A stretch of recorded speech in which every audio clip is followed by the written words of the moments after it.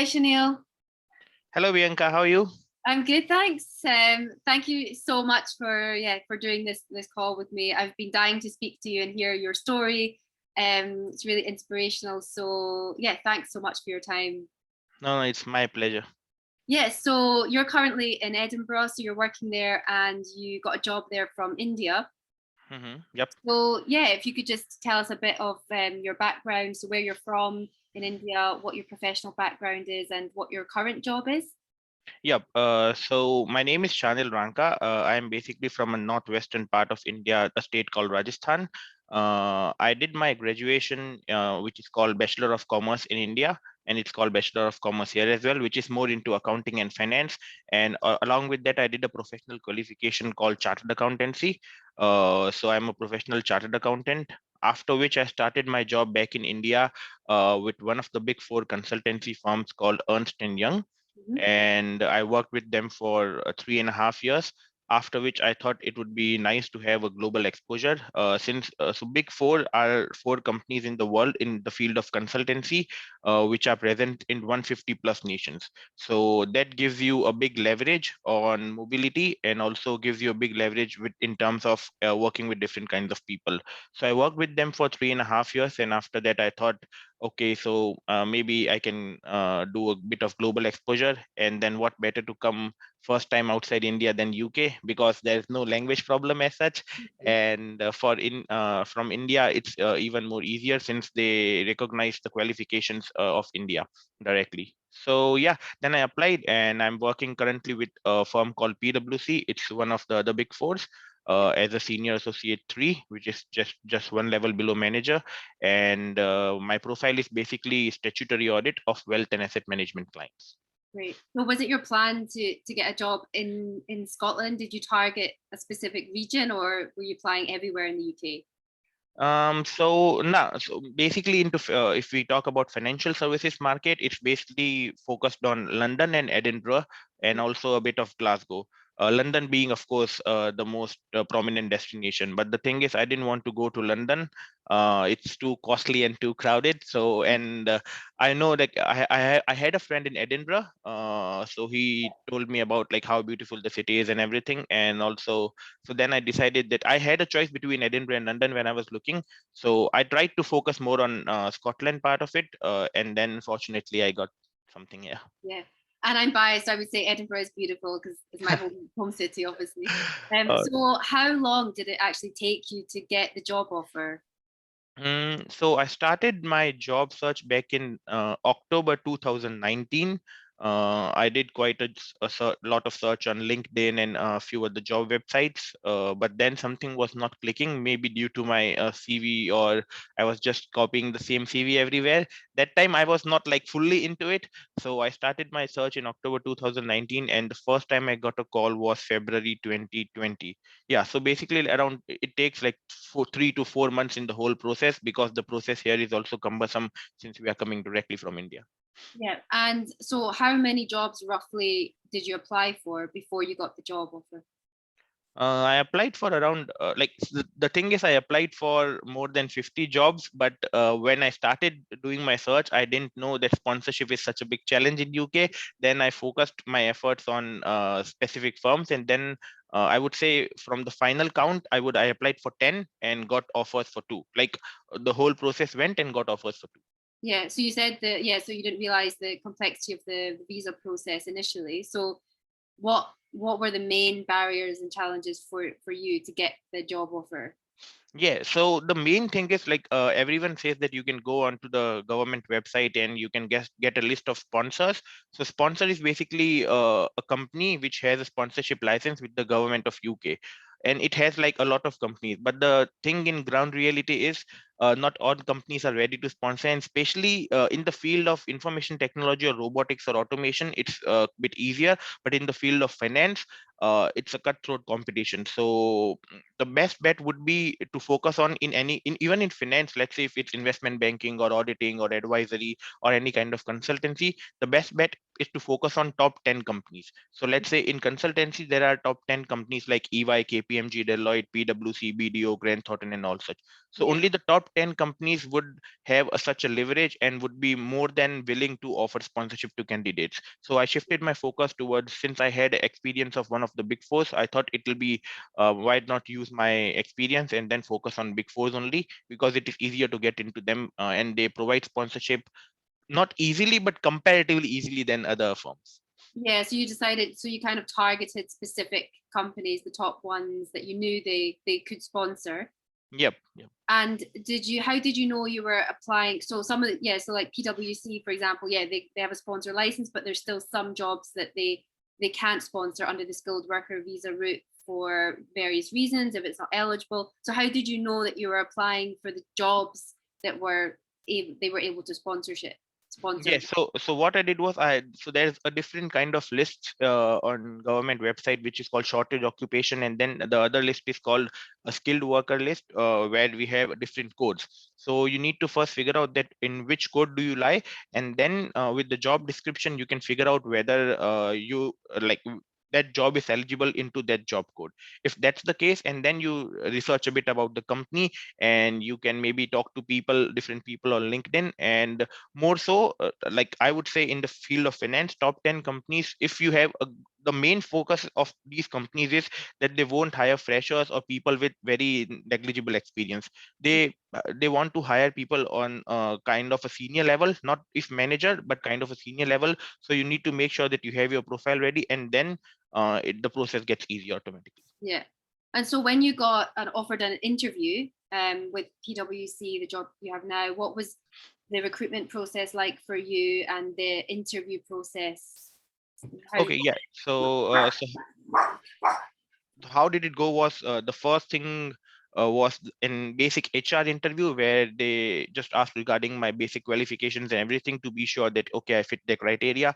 Then there was a detailed HR interview where they focused mainly on my communication and how willing I am to come to UK, because many candidates, even after getting an offer, they deny at the last time, which is a big pain for the firms. So they make sure, so you need to make sure that you express your willingness and enthusiasm of coming to UK, and that you'll definitely make it if got an offer. And then there's technical 1 and technical 2 round. So technical 1 round is with kind of a senior manager level person who will drill you on technical aspects and a lot of competency questions. And after that there'll be technical 2 round, which can be anything basically. It's on a partner level, so it depends on that partner and mood of that partner on that day. You can be drilled on one question for 1 hour, or you can be asked like 100 questions in 1 hour. So you need to be mentally prepared on what kind of interview it can, any kind of interview it can be. Yeah, and how did you make? Because you mentioned about your CV, and when you started to apply, making sure that that was UK standard and format. So how did you go about to make sure your applications were of high quality and that they made sure you stood out and they were in the UK format? Yep. So the first thing I realized was, unlike in India, in UK, employers are very, very specific about skill set and your experience. Like, for example, in India, if you are a chartered accountant, or even if you're a commerce graduate or an MBA, if you have a standard CV, then more or less you can apply to different kinds of roles and different kinds of companies which have different responsibilities. But here, if you are applying for a specific company in a specific department in for a specific role, you need to make sure that your CV exactly matches your job description. Like, it's a cliche, but the thing is basically your CV should mirror job description as much as possible. And then of course your experience would say on the CV, or what kind of clients you worked on and what kind of procedures you did.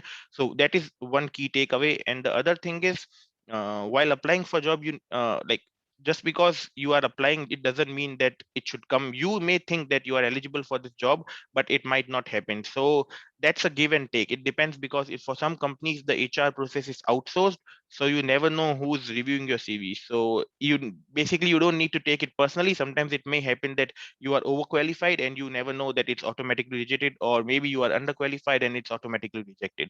So you need to make sure you are as close to the role and responsibilities and skill sets as possible, and it should reflect in your CV, of course. Yeah, and like you say, that kind of tailoring it, and it's such an overused term. So make sure your applications are tailored and your CV and cover letter. But then understanding how to put that into practice is difficult, you know, to actually understanding what is required to tailor your CV and cover letter, and making sure that you've got the keywords in and everything. It's not it's so easy. It's a skill in itself, I guess. Yep. I No, will no. So say that. then that's when like professionals like you can help people like us. Yeah, I am a CV geek, so I do Oh, all right. love CV.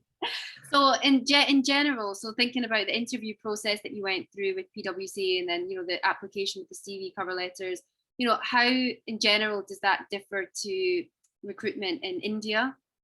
Yeah, so the main difference that I found was, even though they are focusing on skills, experiences, and qualifications when selecting your CV, but on interview they are more focusing on what kind of a person you are. Mm. Your people skills, your like communication skills, of course, but your people skills and how do you react to different situations.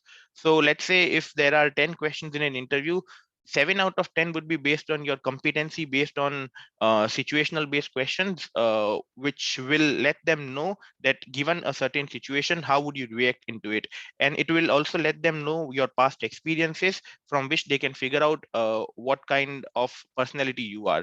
So that's a big takeaway, because in India most of the interviews are more focused on technical aspects, Yeah. and more on I won't say bookish, but more on something which is theoretical. But here in UK I gave like 4 or 5 interviews, and most of the interviews are focused on, okay, if this happens then what would you do, if this happens then what would you do. And some of the situations might be hypothetical, that may never happen, but it's just to test your emotional quotient and ability to respond to situations in a certain manner. So that's something that you need to mentally prepare, because we are not given that much training anywhere on how to face those kind of interviews. Yeah, no, I agree. Yeah, the UK is it's very much that soft skills and technical skills, and it comes down to, yeah, those kind of resilience, adaptability. Yeah, what kind of person you are. Could they see themselves working with you? And that's where first impressions are so vital. And Yep. yeah, it's definitely something to be aware of. But yeah, it's great that you obviously got through all that, and did make a good impression. So what would you say for you, really helped you with your job search? So looking, from India to the UK, during the pandemic, pretty much, a really difficult time, Yeah. and you were able to secure a job. So what really helped you with your job search? Yeah, so yeah, it was a funny thing, because I got my offer in March 2020, just before my lockdown. Fortunately, I got the offer before whole world went into lockdown, and basically my joining was July 2020, but due to the travel restrictions, it got postponed to October. The main thing that I figured out, and since many of my friends and many of my colleagues and many people I know that were applying, the main thing that I figured out that can help you get some brownie points, it's kind of profile building. I won't say that you need to know some rocket science or something, but the thing is, apart from work, and even in work, what kind of things do you do? For example, let's say I'm into hardcore auditing. It's basically about auditing companies and financial statements and everything. But if you have done something in your previous organization which is apart from the hardcore work that you're doing, let's say something for project management or something for recognition of people, something which is a bit different from the regular work, that adds. The second thing is your let's say not your hobbies, but your any other skills that you have. Let's say I had a keen interest in stock markets, and that is something that's like always a plus point in finance if you are auditing hedge funds, mutual funds, and kind of those things. And if you are able to portray those things that you have portray those things in the interview, it will help you. And the third thing that most people like take for granted is that you can work for any company and any background and just get away with it. But for people in to get hired in UK, and that to directly from India, without being here on any kind of like without having any qualification from UK specific college, or without being here Yeah, physically, the main thing is they are looking that people who can fit culturally right from day one. So what they look is that they are working for kind of you try to work for big organizations, multinational organizations, where they have those work culture and work ethos. And second, they'll for sure ask you questions on how many kinds of cultural backgrounds have you worked with? Even in India, let's say if you are working with only one section of people, let's say not from the only the north part of it. I was working in Bangalore, so I had people from all different cultures, religions, and all different let's say disabilities and in special ability people and everything. So you need to portray that as well, that you have worked with diverse backgrounds, you can be culturally fit in any kind of situation, and that of course having a good command on English language will of course earn you brownie points for sure. Yeah. So for you, what do you think? Like you mentioned about the soft skills, and it's about the kind of person you are and the culture fit as well. And yeah, it's very much a thing in the UK about the focus on it's very like individualistic almost, whereas other cultures are more collectivistic. And I always say that that can come through in the CV as well. So on, you know, in the UK, they want to know what you've done, yeah, what you do in your free time, extracurricular activities, so like the whole of you as a person. So what do you think made you really stand out to be able to get a job offer? So the two things was I was on a global recognition project back with EY, which like every big four does. So the big companies would know apart from work what you can be involved into, and if you are not into that, they'll know that you are just passing time apart from work. And the second thing was I like as I mentioned that I gave them few examples where I dealt with teams from US, teams from UK, and even in India, I dealt with people from different cultural backgrounds and got through difficult situations. So that is something that I got a positive feedback later on, that okay, you'll be a cultural fit from day one. Yeah. And have those things helped you working in the UK in your Yep, definitely. Oh no, it's a big help here because there are so many expats here, and every other day you'll meet people from different nation, different personality, different accents. That's the biggest thing. So you need to be adaptable like at the flick. yeah. Yeah. How are you with the Scottish accent? Oh no. All now I'm all right. Okay. Okay, so yeah, so I guess like a final question would be really helpful to share with, you know, people in my network. Obviously, there's a lot of people I work with in who are based in India. Um, you know, in your position a year or so ago, they're trying to look for a job in the UK, and it's barrier after barrier for them. So, what advice would you give to professionals in India looking for a job through the skilled worker visa route? So the main thing is, first thing is to not get your hopes high from day one. As in, I'm not talking from pessimistic point of view, but the thing is, we need to understand that to get a skilled worker visa, even the companies have to go through a long process. I'm not sure if it's still there, but at my time, there was a resident labor market test where you need to prove that you are bringing people to work from outside UK, because you don't get people here from that qualification and experience. And then there's sponsorship and there's everything. So it's a long process for companies. Yeah. So the first thing is like if you are let's say freshly qualified, or if you don't have at least, I would say at least 3 years of experience is a good time to start off, because before that companies until unless you have some very niche specific skill set, or if you have something into robotics or automation, or so apart from that, but in finance, if you have at least 3 years of experience, that would be a good start off point, because before that they can't hire you, because there's a salary cap as well. Mm. So that's the thing that many people ignore, that okay, I can work for let's say 20,000, but the thing is the government won't allow you to get a skilled worker visa on 20,000 pound salary. So that's the thing. So if you have 3+ years of experience, you are more likely to be hired on a senior position, and then it gets easier for the companies. That's one thing.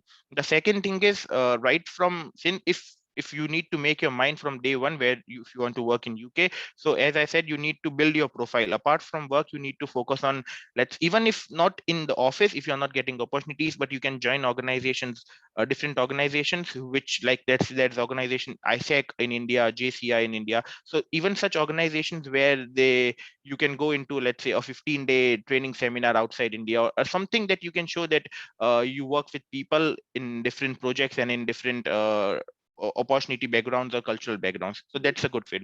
And the third thing is, you need to make sure that your qualification matches the job list. For example, what happens is there's ACCA in UK, but there's also chartered accountant degree in Scotland, in Wales, and there's also chartered management technician. There's also cost and management accountant. There's also company secretary. So all these degrees we have in India, as well as there are simultaneous degrees in UK as well. So in some job descriptions, there's a specific that, okay, you should be only CMT or ACCA or CA. So you Yeah. need to make sure that your qualification matches that.